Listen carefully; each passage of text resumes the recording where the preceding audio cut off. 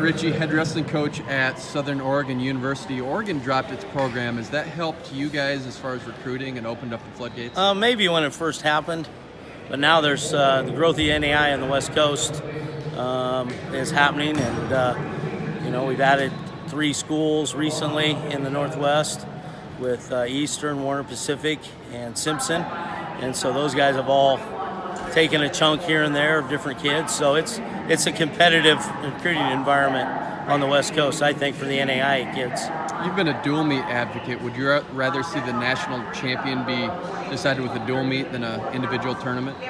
Oh, absolutely. And I think the emphasis for wrestling coaches, if they really wanted to, I guess, look at their salaries and why they're not making what the basketball coaches want and requires, because the individual is a tournament.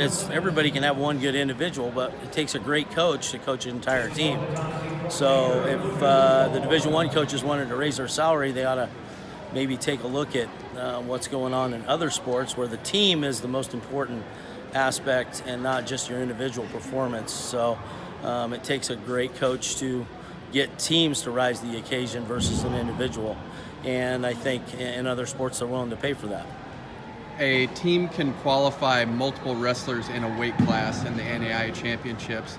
Do you ever get used to team versus team or individual versus individual on your team? No, we had a kid get left home at the qualifier, our first conference meet. They had to wrestle off to get a chance to go, and the other kid didn't get a wild card to come here. So that was a tough heartbreaker to leave that kid home. He was a senior, and it's just one of those things. You never really get used to it, but I think it's a great part of the NAIA.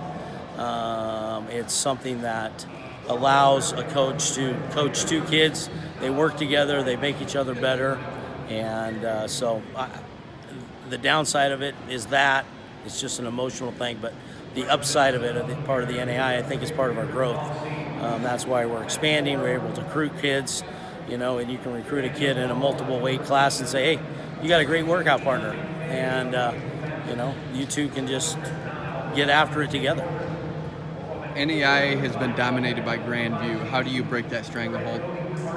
Well, they've got a lot of advantages, there's no doubt. It's going to take a team that comes together and puts a tournament together. That's the only way. I mean, you're going to have 9 guys in the quarters probably, and you're going to have to qualify 12 here, and that team's got to get on a roll. It's just it's one of those things. We're not a team this year that could do that, but we're obviously looking to do that. I'd like to come back here next year and see what we can do and finish the job that we didn't get done in 2013.